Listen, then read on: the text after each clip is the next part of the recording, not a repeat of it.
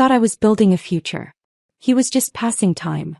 7 years into a relationship, I believed I knew Damien, his dreams, his friends, his heart. But one night, a forgotten earring and an overheard confession shattered the illusion. No screaming, no scenes. Just silence. And the quiet decision to stop shrinking myself for a love that never grew with me.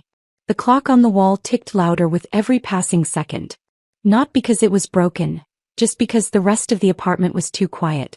It was past midnight.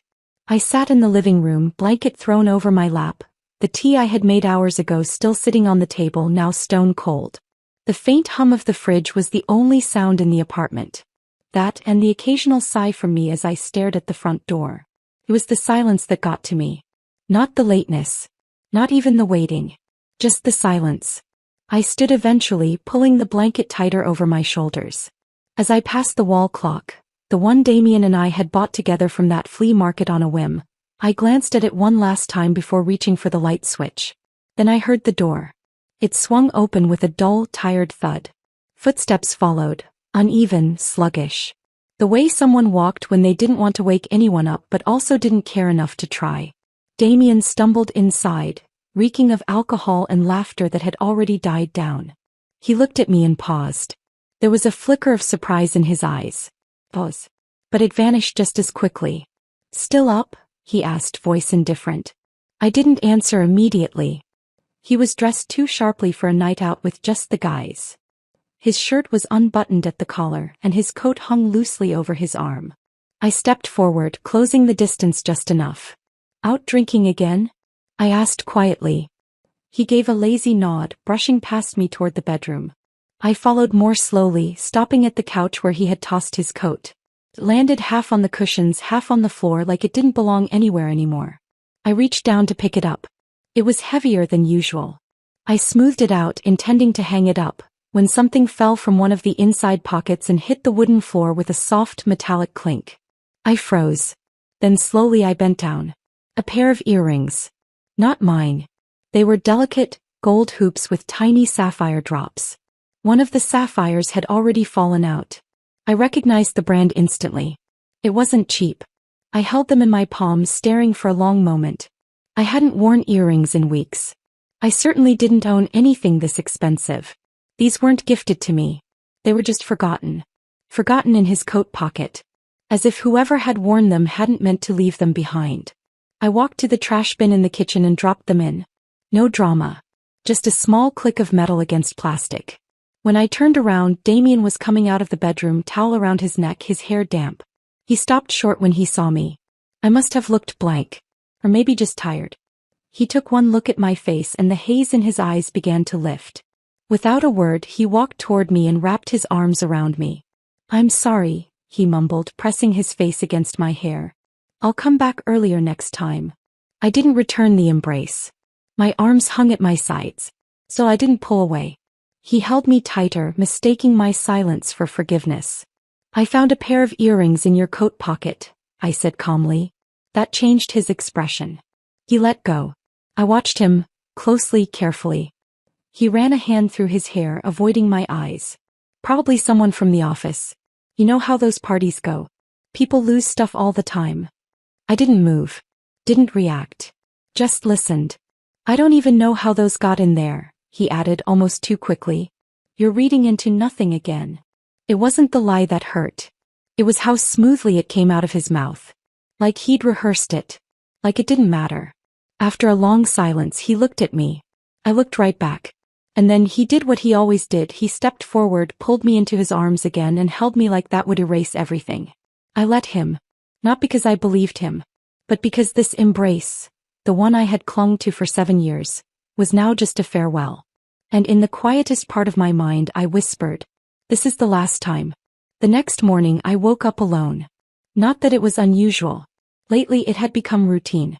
Damien's side of the bed was cold, the sheets barely wrinkled. Like he hadn't even thought about lying down beside me. I stared at the ceiling for a few minutes before rolling out of bed. I went through the motions, washed up, got dressed, tied my hair into a lazy knot. There was no use wondering where he had gone or when he had left. He always disappeared before I woke up. That way there'd be no questions to answer, no uncomfortable conversations to avoid. Some couples argued. We had evolved beyond even that. We were the kind of pair who lived in the same apartment but inhabited different time zones. Our hell was quiet. By noon I was back at campus. I had 2 classes back to back and I buried myself in work. Teaching gave me peace. Maybe because there was structure. Maybe because it made me feel needed. At 4:30 my last class ended. I lingered behind, organizing papers I'd already sorted twice. I wasn't in a rush. I didn't have any plans. But then I remembered, I had told myself I'd go grocery shopping tonight. I had even made a list on my phone. Spinach, tofu, soba noodles, ginger. Nothing special. Just something comforting to cook. Something warm to eat alone. I headed toward the supermarket. Just as I reached the glass sliding doors, my phone buzzed in my coat pocket. I glanced at the screen. Damien, you should come. Everyone's asking about you. It's just drinks. You know them. They're your friends too. He wasn't wrong. They had once been mine, at least that's what I used to think. We'd all been close in the beginning. Dinner parties, board games, birthday surprises, conversations that lingered long after midnight. But in the past year I'd stopped getting invited unless Rayhan added my name to the RSVP. Still, a part of me softened reading the message. Maybe tonight would be different. Maybe he was trying. I replied simply. All right. I'll be there in 20. The city lights were dimmed under fog and the road was slick with evening drizzle. I drove in silence, the radio turned off. Just the sound of tires against wet asphalt. When I pulled up in front of the bar, I saw Damien's car parked messily along the curb. Inside, the place was pulsing with muffled laughter and clinking glasses. The private room he always used with his friends was toward the back. I stood outside it, hand on the door. From inside, I heard a voice I recognized. 7 years and you still haven't married her? Laughter followed, some low, some sharp. I froze. My hand hovered in midair, inches from the door handle. Damien's voice came next. Light, airy. Like this was just another bar conversation and not the story of my life. Well, we'll see, he said. You really think she's not expecting a ring by now? Damien laughed again. Lazily. Thoughtlessly. Dating someone for 7 years doesn't mean I have to marry her. I'm just enjoying it. I'm not really thinking about marriage. Something cracked in my chest. Not a loud snap but a quiet, splintering sound. Like old wood giving way under too much weight. My hand dropped to my side. I stood there, staring at the polished brass doorknob, my reflection warped in its curve. I could have pushed it open. Could have walked in, interrupted his act, demanded answers, made a scene. But I didn't. Because I knew how it would go. He'd blink at me in surprise. Act confused. Laugh it off. Say they were just teasing. Say he didn't mean it. He'd pull me close, kiss my forehead, promise to do better. And I, stupid, tired, I'd believe him again. But I turned and walked away.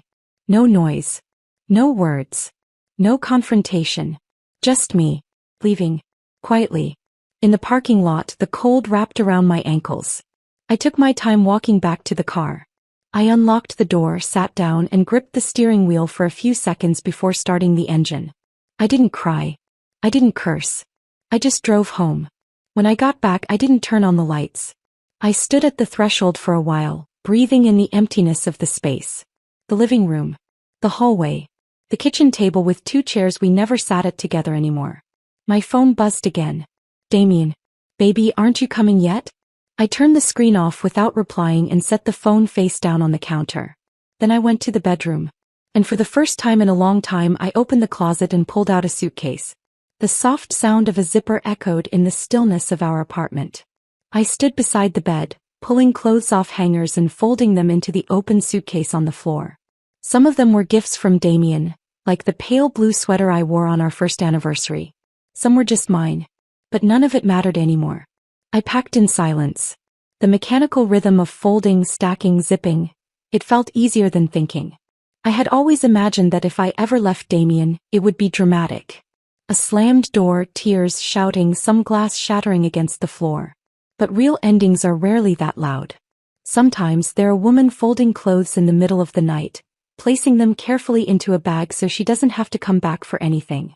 I was almost done when I heard the front door open. Keys jingled. Footsteps entered the hallway. Then a pause. Mira. His voice was casual. Too casual for this hour. I didn't answer. Damien stepped into the bedroom, blinking as he took in the scene. My suitcase half full. The open closet. My work bag by the door. My coat already folded over my arm. His expression shifted. From confusion to surprise, to something darker. Where are you going? I didn't stop packing. I think you already know. Damien moved closer. What is this? You're leaving. He let out a dry laugh like I was playing some game. Because of that, earrings again? I looked up then. For the first time tonight I met his eyes. And I said nothing. The silence made him falter. He tried again. Look, I told you, Nina probably threw that in as a prank. You know how some girls are. I zipped the smaller case closed. I heard what you said at the bar tonight, I said flatly. Every word. His mouth opened and shut once. I was outside the door, I added. You told them you're not thinking about marriage. That you're just enjoying the relationship. He stared at me but I didn't flinch. Didn't give him a chance to spin it. You said 7 years doesn't mean you have to marry me. My voice remained even. So now you don't have to. Mira, wait, he stepped forward. That's not what I meant. I was just joking around, you know how guys are. I straightened. But that's the thing, Damien. You always say, you know how guys are, or, you know how girls are. But what about me? Do you know how I am? Do you even care? He reached for my arm, not roughly but with enough insistence to stop me from moving. You're being dramatic. I gently pulled away. No. I'm being done. He blinked. You're going to throw away 7 years over one comment? That wasn't one comment, I said, my voice still calm, almost too calm. That was the final comment. He started to pace. Hands running through his hair. I don't get it. You've stuck through everything. Why now? I sighed, feeling a weight shift in my chest. Because I finally realized something. This relationship has been over for a long time. I just refuse to admit it. He stopped pacing. You're making a mistake. I'm not. You're just upset. You're acting out. No, Damien, I said, soft but resolute. I'm acting for myself. For once. He was quiet for a moment. Then his eyes softened. He stepped forward again and wrapped his arms around me like he always did when he wanted to end a fight. I didn't mean to hurt you, he murmured. You know I love you. It should have made me pause. That word, love. But instead I stood there stiffly in his arms, unmoving. He held me tighter. I'll make it up to you, he whispered.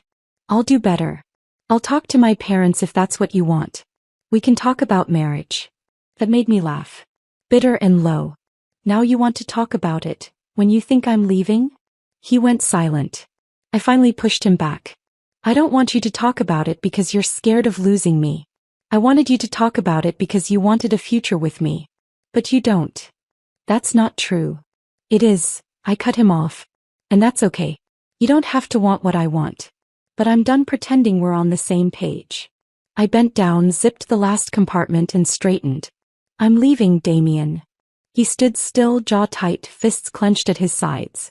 And this time, I said clearly, I'm the one breaking up with you. He flinched. As if I'd struck him. All the times he had threatened to leave, walked out, come back, kissed me into forgetting. This was different. He opened his mouth, but I had already walked to the door, suitcase in one hand, coat in the other. Mira, don't walk out like this, he said, his voice cracking slightly. Don't make this ugly. I paused, hand on the doorknob. I looked over my shoulder, not in anger but in certainty. We made it ugly a long time ago. You just got used to it. Then I walked out. No yelling. No drama. Just me finally choosing myself. And behind me the door clicked shut. The week after I left, Damien was quieter than I expected. No calls. No messages. No keys jingling outside the apartment. No footsteps pacing behind me. At first I thought the silence might break me. That I'd sit on my new sofa in my rented flat and ache for the familiar rhythm of his presence. But strangely it didn't happen. I woke up, made tea, went to work, came home. Calm. I didn't feel victorious. I didn't feel lonely either. Just still. Like I'd stopped running. But peace, as always, never lasts long. On Friday I arrived at school a few minutes early. The staff room was unusually full. Teachers chatting about weekend plans, coffee cups steaming on desks. I offered a few polite nods, not in the mood to talk. My desk was tucked in the corner near the window. I made my way there and froze. She was already sitting in my chair. Nina. Her legs crossed neatly. Designer handbag perched beside her. Wearing the same overconfident smile I had seen in passing at Damien's office. But today she looked less polished. Her eyes were slightly red like she'd cried in the car. The chatter in the staff room faded to a low buzz. Miss Sullivan, one of the junior teachers, called awkwardly. She said she knew you. We tried. It's fine, I said, cutting gently across him. Thanks. He gave me a relieved nod and slipped out the door, dragging the rest of the teachers with him. They knew better than to stay. Now it was just us. I closed the door quietly. The lock clicked softly. Nina stood too quickly. Hi. I hope it's okay I came. I didn't move closer. You knew I worked here. You knew this would put me in an uncomfortable position. But you still came. Her expression flickered. I just needed to talk to you. My voice was cool level. You've got 3 minutes. She blinked at the timer I'd set with those words. She wasn't expecting it. I know I probably don't have the right to be here, but her voice broke a little. I didn't come to defend myself. I came to apologize. I said nothing. Let her sit in the silence. She twisted the strap of her handbag. I know you and Mr. Cole broke up. Mr. Cole. The name hit different now. Formal. Detached. Like a file she had once worked on. I didn't reply. I just wanted to say, it wasn't because of me, right? She asked, her voice suddenly thin. I gave her a long look. Why would you think that? Nina's composure crumbled a little. I liked him. I never acted on it, I swear. But I did. And I thought if you two broke up it would be my fault. She paused, then looked at me directly. I threw that earring into his coat pocket on purpose. I just wanted to see if you'd notice. But I thought maybe you'd fight for him. It was the first time I felt anything since she walked in. Not anger. Not pain. Just the strange, heavy realization that she really didn't understand the damage she was playing with. You thought planting an earring would make me fight harder for a man who was already slipping away? She bit her lip. I know it was stupid. But I swear he didn't do anything. Damien never touched me. He barely looked at me. I held her gaze, my tone cold. So you're here because you feel guilty? Nina swallowed. I'm here because I don't want to be the reason you gave up on 7 years. There was again. That number. 7. Like time made something sacred unbreakable. Like pain accumulated in years somehow meant you had to keep collecting it. I took a breath. Let me be very clear, Nina. My decision to leave Damien had nothing to do with you. She looked startled. You weren't the storm. You were just a feather caught in it. Her shoulders slumped. I stepped closer, my voice still composed. The earring? That was just the spark. But the fire had already been burning for years. I didn't mean to hurt you. You didn't, I said honestly. He did. But more than that, I did. Every time I stayed quiet. Every time I forgave what shouldn't have been forgiven. Nina's eyes shimmered. I really thought he loved you. I tilted my head. Maybe he did. In the way a man like Damien knows how. But it was never the kind of love that grows. It was the kind that takes. She looked down at her feet, ashamed.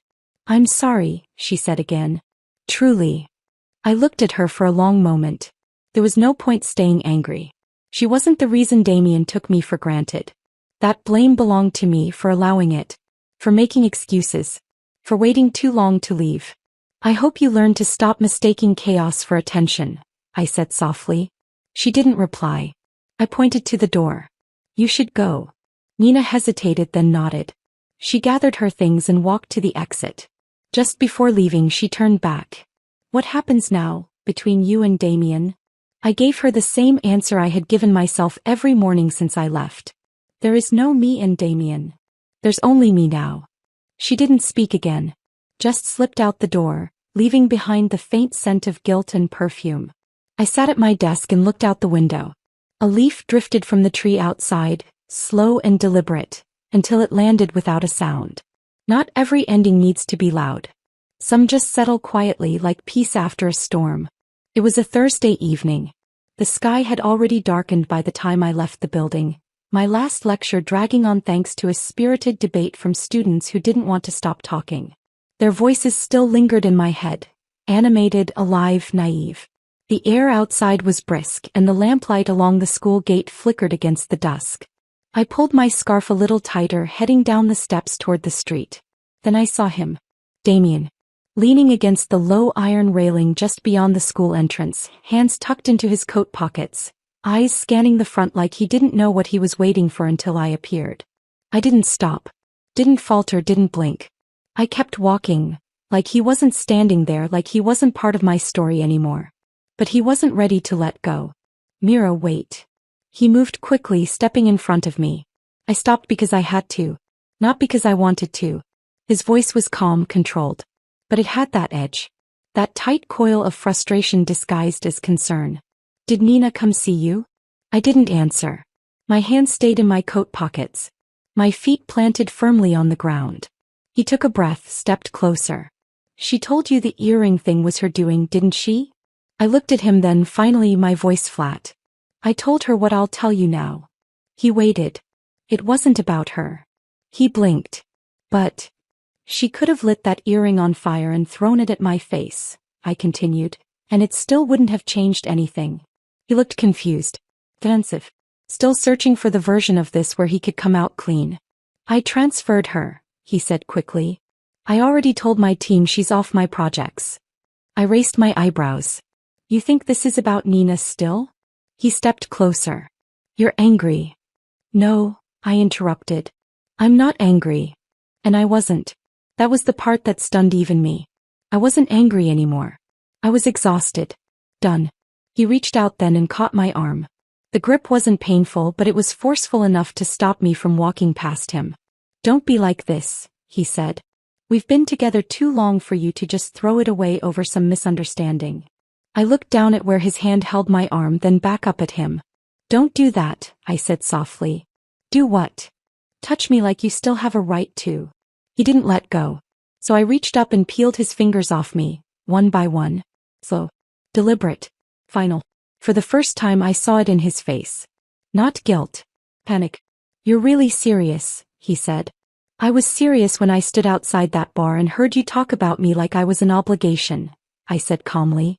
I was serious when I packed up 7 years of my life and walked out of our apartment. I stepped away from him. And this time he let me. You've been playing pretend for so long, I said, looking him square in the eye. You forgot what it feels like to be left. He looked down, jaw tightening, voice low. Mira, I messed up. I know that. I nodded. You did. He opened his mouth again, probably to explain. To defend. To salvage what little power he had left. But I cut him off. You kept taking. And I kept giving. That's not love. That's survival. He took a step forward. We can talk. We don't have to end it like this. There's no we to talk about anymore. Damien stared at me as if trying to memorize my face, as if he could still fix it all with a few well-placed words. But I had already learned. His words were beautifully wrapped boxes with nothing inside. He called out as I turned to go. Mira, just wait, okay? We can go somewhere. Talk it out. You said I always run from things when they get hard, but I'm here now. I'm trying. I didn't stop walking. Behind me, his voice rose louder. If you walk away right now, we'll never fix this. I stopped. But I didn't turn around. I let the silence stretch long enough to make him uncomfortable. Then I said, just loud enough to be heard. I don't want to fix it. And with that I kept walking. The cold evening air didn't bite as much as I thought it would. There's a strange warmth in finally choosing yourself.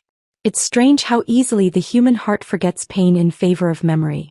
In the days after walking away from Damien, I didn't cry. I didn't relive the last conversation. I didn't reach for my phone. But I found myself drifting, not into anger but into remembrance.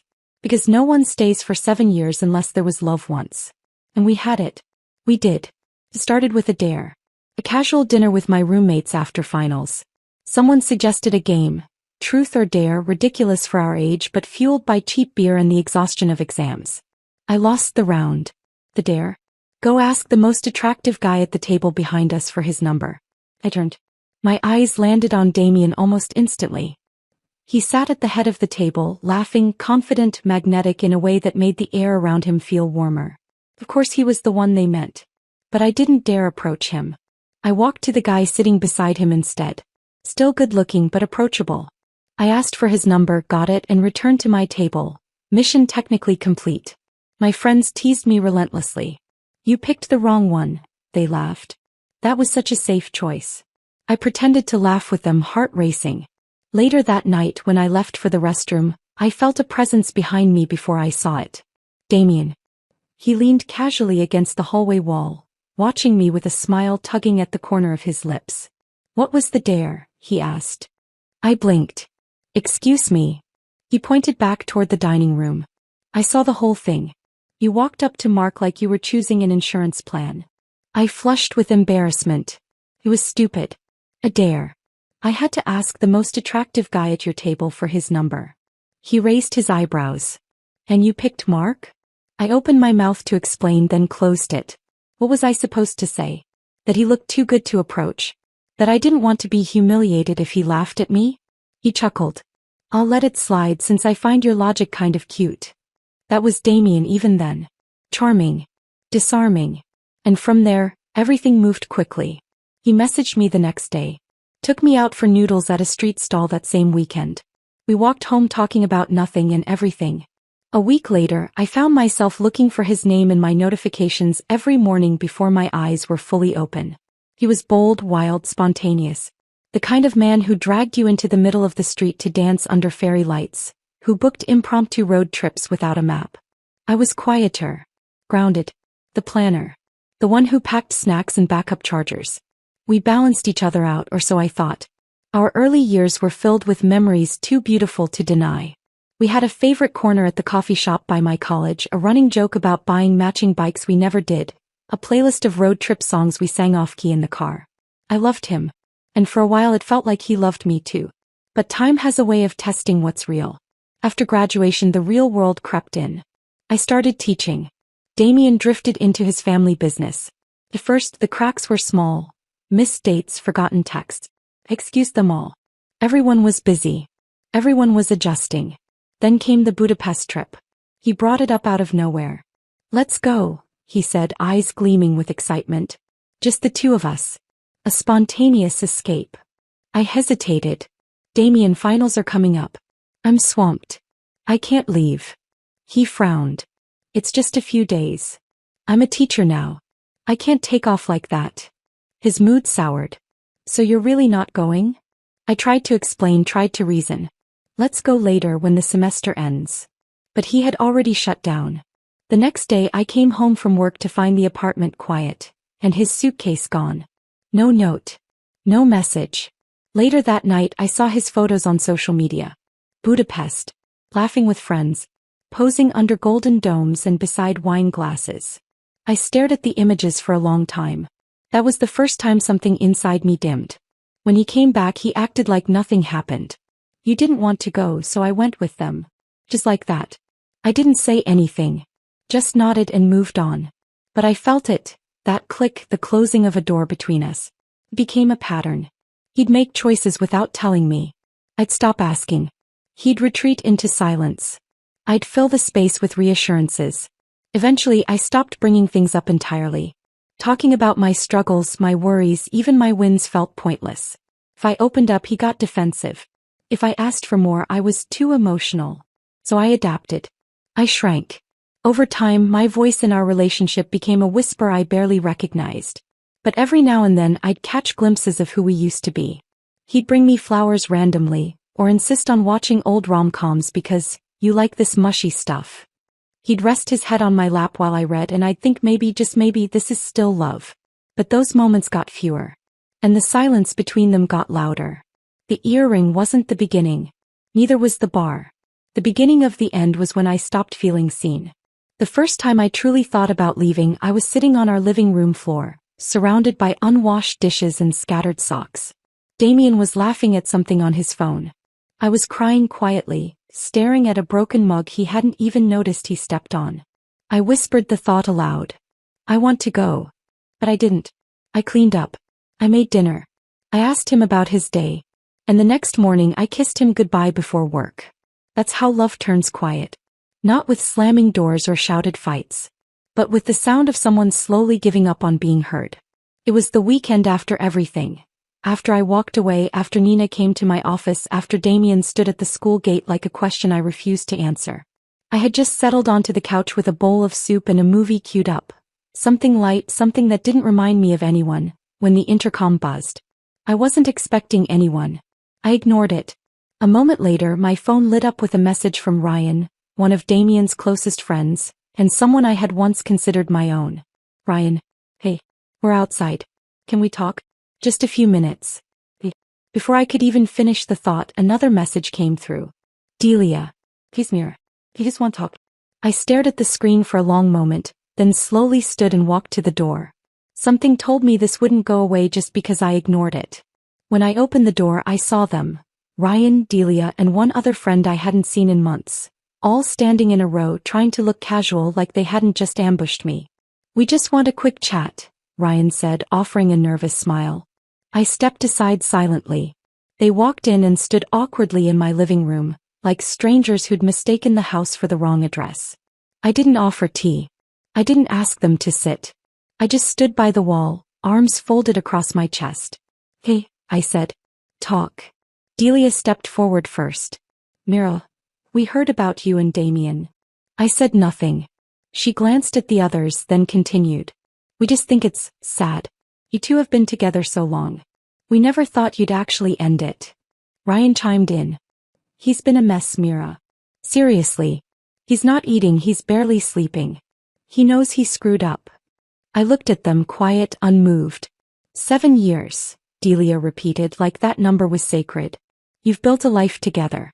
Don't you think it's worth fighting for? So I said nothing. That seemed to embolden them. He didn't cheat, Ryan said quickly. We know that for sure. Nina's not even in his department anymore. Yeah, the third friend added. She confessed she planted the earrings, right? I finally spoke. So. They blinked, caught off guard. Well, if she lied, then maybe this is just a misunderstanding, Delia said gently. You could still work through it. A pause settled between us. And I realized then they really didn't get it. They were waiting for me to crack. To say I missed him. To sigh and admit I had overreacted. But I didn't. Instead I spoke slowly, clearly. There's so much I'm unhappy about, I said, voice steady. And one of the biggest is how all of you, have always defended Damien without once asking how I was doing. Their faces fell. Mira, Ryan started. No, I interrupted, voice rising, the first edge of heat. I've listened to you call him a good guy 1,000 times. I've heard every excuse. He's under stress, he's figuring things out, he's just like that. But not once, did any of you ever look at me and ask, are you okay? Delia opened her mouth, but no words came. You all talk about 7 years like it's a prison sentence I should finish out, I continued, fury sharp but controlled. But do you even know what those years felt like for me? They said nothing. I stepped forward, my voice lower now, heavier. I stayed quiet while he dismissed me. I stayed patient while he ghosted dinners, ignored conversations, and treated me like a convenience. I made peace with crumbs because I kept telling myself that love meant compromise. I paused, letting the silence stretch until they had no choice but to feel it. But here's the thing, I said, staring straight at Ryan. You're not neutral when you tell a woman to stay with someone who makes her small. You're siding with him. You've always sided with him. Ryan flinched. Delia looked at the floor. The third friend shifted uncomfortably. That's not fair. I turned to him. Isn't it? I pointed toward the door. If Damien had actually cheated, would you still be standing here telling me to forgive him? They fell silent. And I laughed, not kindly. There it is, I said bitterly. Even that would have been easier for you to accept than the idea that I just stopped choosing him. Delia's eyes welled. We didn't know you felt like this. No, I said. You didn't bother to ask. I turned back to the door, pulled it open and held it wide. Now you know. You can leave. Ryan looked like he wanted to say something else, to salvage what was left. But whatever words he had, he swallowed them. One by one they filed out. Just before leaving, Delia turned back. We were only trying to help. I looked at her for a long moment. No, I said softly. You were trying to make me forget. The door closed behind them.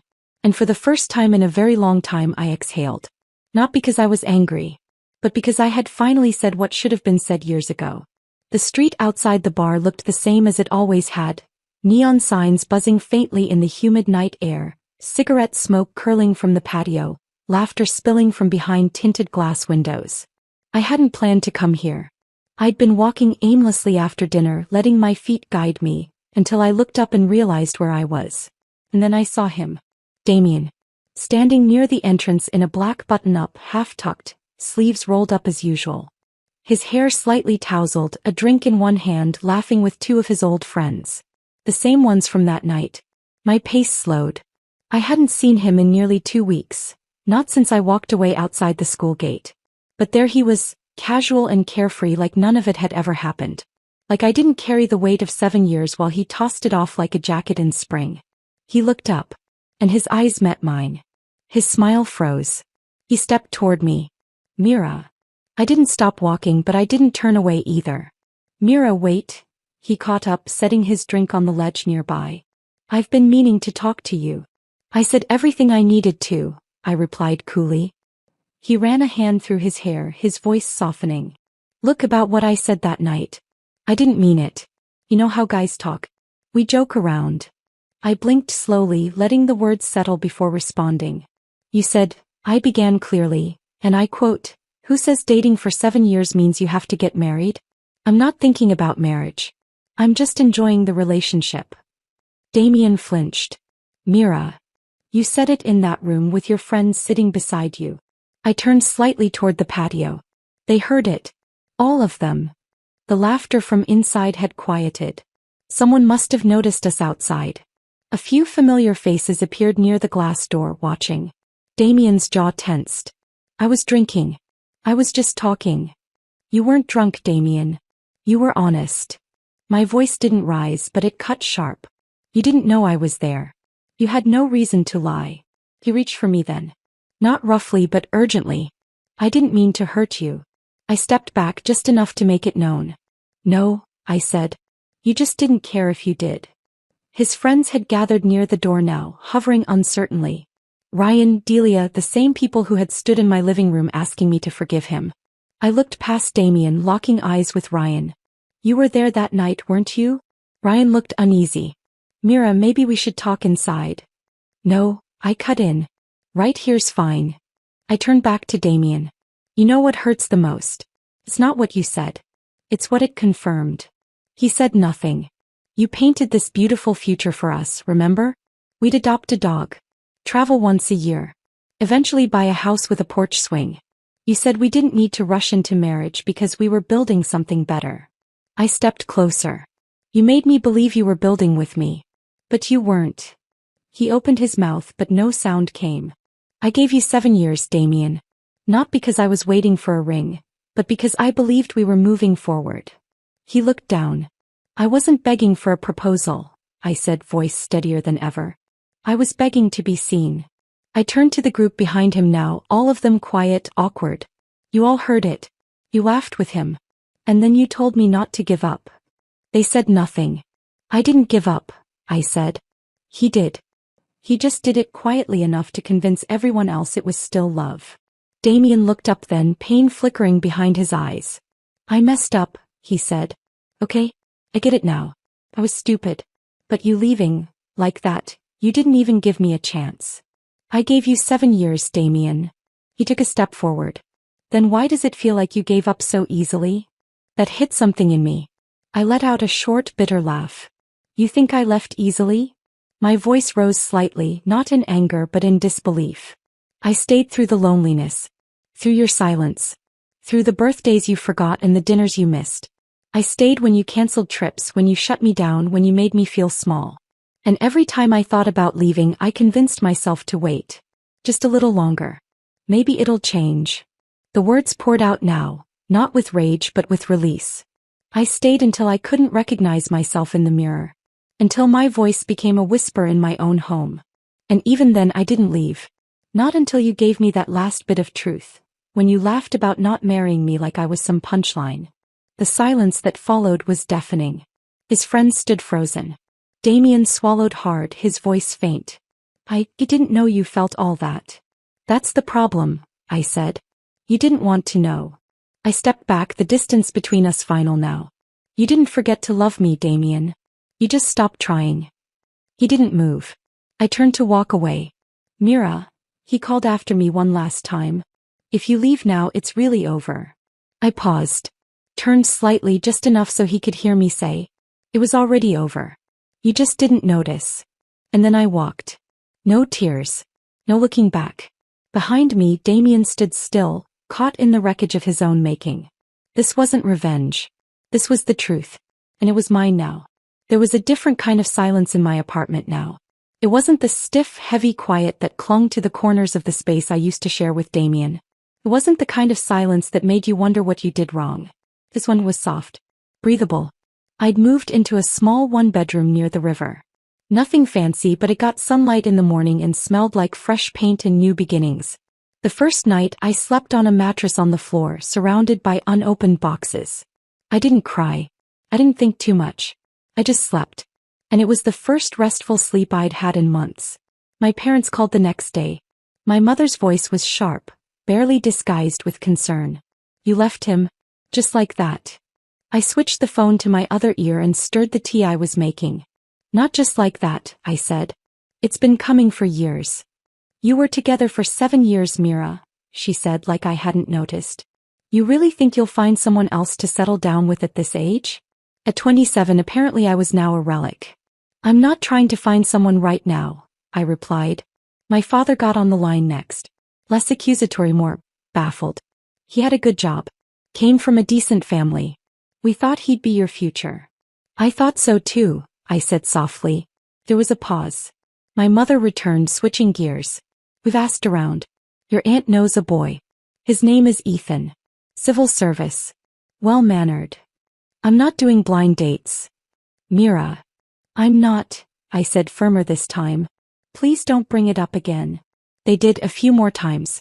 But eventually they stopped when they realized I wasn't budging. And I didn't budge. Because for once I wasn't interested in being someone's girlfriend. Or someone's future wife. I was interested in being me. Whoever she was now. It was strange at first, the quiet. No toothbrush beside mine. No keys in the bowl. No second voice filling the apartment when I came home. But gradually that absence became comfort. I picked out my own curtains. Mustard yellow with little white vines. Damien would have hated them. He always preferred minimalist, clean tones. I liked how they caught the light. I bought a new coffee table. Small and circular with enough space for tea, books, and the cutest dog I hadn't adopted yet. That came next. Her name was Tofu. I found her curled up outside a bookstore, shivering and damp from a morning rain. I took her to a vet, then brought her home in a cardboard box. She slept on my chest the first night, purring like a small, forgiving engine. I forgot what it felt like to care for something without needing to be useful to them. Without having to win their affection. She followed me everywhere. Sat on the bathroom sink while I brushed my teeth. Climbed onto my laptop during work meetings. Nudged my hand when I spent too long reading. She gave the apartment life. So did the plants. I bought one for every week I had been single. By the 6th week, my windowsill was a forest of tiny greens. Peace lilies, pothos, snake plants. I even bought a watercolor set on impulse and started painting again. I wasn't good. But the brush in my hand reminded me that there were parts of me Damien had never known. Parts one had buried just to make room for him. One evening, as the rain tapped gently against the glass, I sat in the middle of the floor with a mug of tea and realized I wasn't waiting anymore. Not for him to apologize. Not for someone new to come along. Not even for closure. I had already closed the chapter. I thought back to all the times I stayed silent. All the swallowed words. The moments I let things slide so I wouldn't seem difficult. The times I laughed off pain because I thought love was about endurance. But now, in this quiet, I found something I hadn't known I was missing. Me. The version of myself that wasn't compromised, wasn't diluted, wasn't waiting for validation. Silence used to suffocate me. Now it felt like air.